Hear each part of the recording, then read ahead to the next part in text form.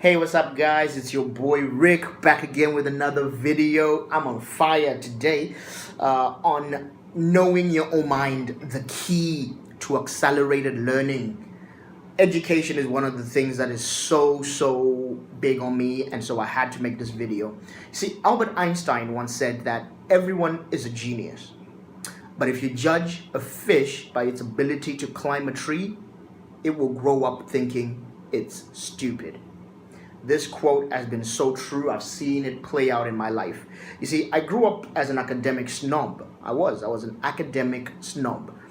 I had been lucky that I went to schools in Zimbabwe, like Downdale Primary School and Goromonzi High School, which were, they were geared for my intuitive, the intuitive optimum learning mode that I have personally. They were geared to that. So in those schools, I excelled.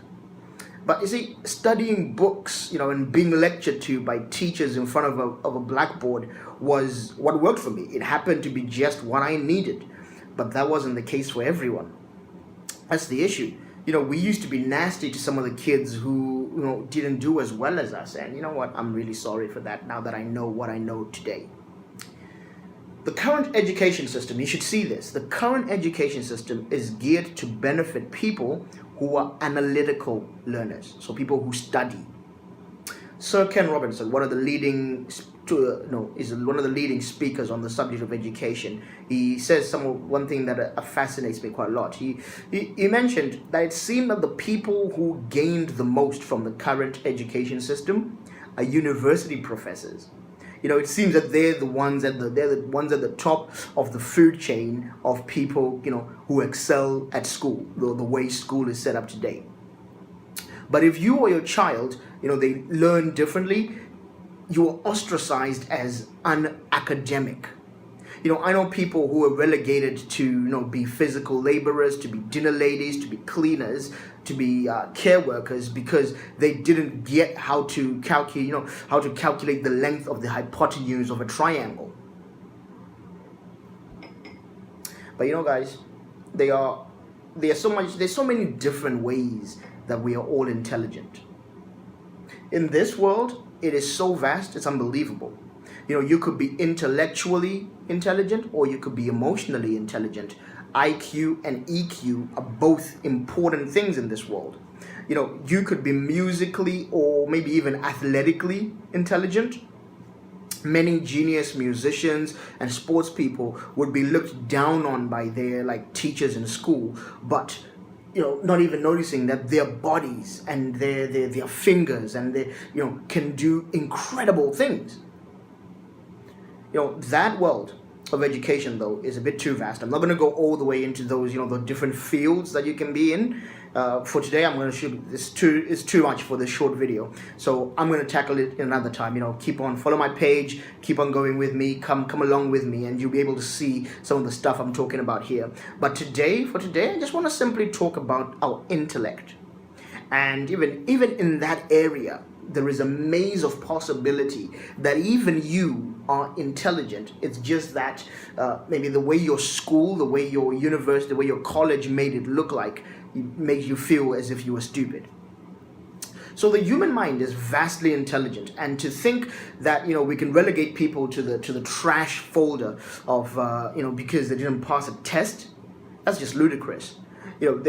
I firmly believe that there are ways of being smart that are not celebrated by our schools and colleges.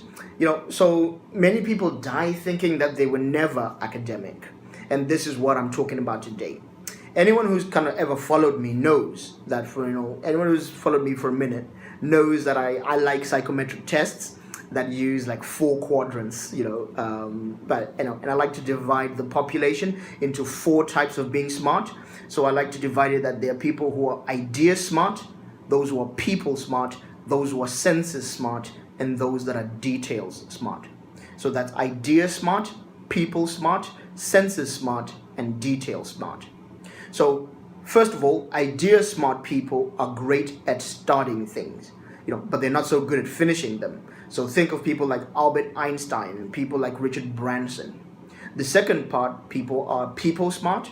And people smart guys, they love other people, but they get distracted quickly.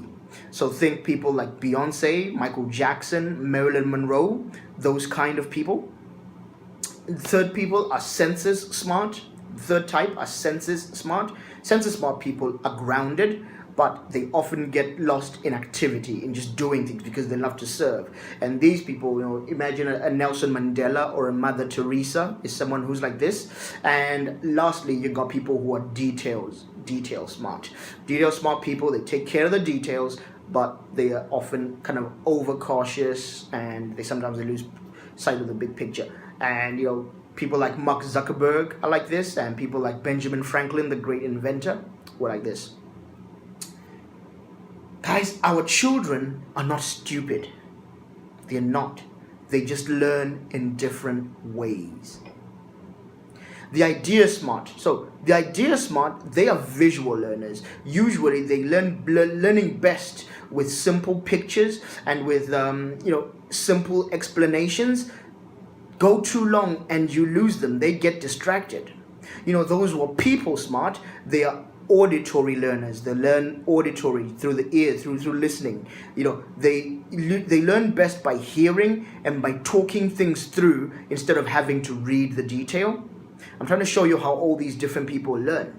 Senses smart, they're what I call kinesthetic learners. Kinesthetic learners with the hands. It's about hands. They learn best usually with hands-on experience.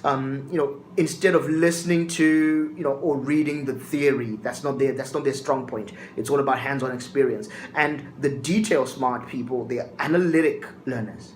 Analytic learners, usually learning best by studying and reading all the details to understand it fully. So school plays well to these guys. Our educating of our kids, starting at home, as well as the educating of us adults, because learning doesn't finish because you left school. It must begin to take into account how we are naturally set up. This will accelerate our learning. This is the best way to learn. Most people don't want to learn because they think it will take too long. But if you want to accelerate it, use the way that you were naturally set up. So a mixture of these methods, that I was talking about is my vision of what education of the future is going to look like. Have visual sessions. Have the visual sessions. Have discussions. Have practical sessions. Have study materials, so that you cover all the 4 major groups that I just talked about. This will give opportunities for others to get involved in the education process. Because if I want to teach, something comprehensively, like let's say I'm trying to teach the concepts that are in my book, Minimum Wage Revolution, concepts about how to do well in a job and in work, I can't just write the book only. I also have to make a short video that will catch the attention span of the ideas people. I also may have to attend some events and speak to people face to face so that I can get the others who learn in different ways. It's not just about the book. This is the comprehensive way of educating. I'll need to get more of a complete learning experience when I'm doing this. Is the best way to get to you with the ideas that I have here. Visuals, articles, even physical events. That's where team learning can happen, those visual, those physical events. So let's go with some practical tips. I like to always finish up with some practical steps. Here's some practical steps for you to begin to learn, today. If you want to accelerate, to use what I call super learning today, here's some practical tips. First of all, if you're an ideas genius, so the first group of people I talked about, if you're an ideas genius, then you learn through visualization, so your eyes, visualization, and experimentation. So watch YouTube videos, TED Talks, watch TED Talks, look for infographics on the topic on Pinterest. Look for infographics because those are good ones, visual representations of what you want to learn. Use mind maps. If you want to do, you want to consolidate what's in your head, you want to extrapolate your ideas, use mind maps. That's what you need to do if you're an ideas genius. If you're a people genius, learn through conversation. Talk to people. Go to networking events, meet people, talk to people on the phone. listen to podcasts on your commute, to hear people talking about these ideas that you want to know and you want to learn. Participate in mastermind groups so that you can be learning through, talking and exchanging ideas with great people. If you're a senses genius, you learn through immersion. Immersing yourself in ideas and great learning. Roll up your sleeves and get stuck in to that process. Whatever process that you're trying to learn, get stuck into it properly. Try things out that you learn. Don't just listen to someone talk about it. Actually go ahead and try it out. Stop the person, say, okay, can I try this out? Try it out. Make your mistakes. Don't be afraid of your mistakes if you're a senses genius. Make your mistakes. Fail fast and fail forward. So be quick. Just go, right, I failed, let's move on. Try something different. Lastly, details genius. And I say this because I am a details genius. I think you've known it from, I like this. Details genius, we learn through repetition. That's how our super learning happens, through repetition. When you listen to something, write down the main lessons. That's your first step. But then listen to it again and again, making more notes of what you get. It's almost like every time you read something, you get something different. More and more, you're just learning and you're putting your notes. Analyze those notes often and then start to extrapolate into your own thoughts and extrapolate those thoughts into your own. Start adding your own little things in there. Don't be afraid to spend hours on a subject until you know it backwards and forwards. You'll be shocked. I have now built a system where I will spend at least, in my 24 hours of a day, I will spend perhaps 4 of those hours in learning, because I know that I learn through repetition. So I've cut out other things and I do this. In conclusion, these days I've realized that you can be as smart as Albert Einstein, you can be as smart as Beethoven, you can be as smart as St. Paul, you can be as smart as George Washington Carver even. I've built my own prison and my library in order to learn at very accelerated rates, the things that I need to learn that even universities could never replicate those learning. And I think everyone, even you would be able to do the same if only you knew how your mind was wired to work.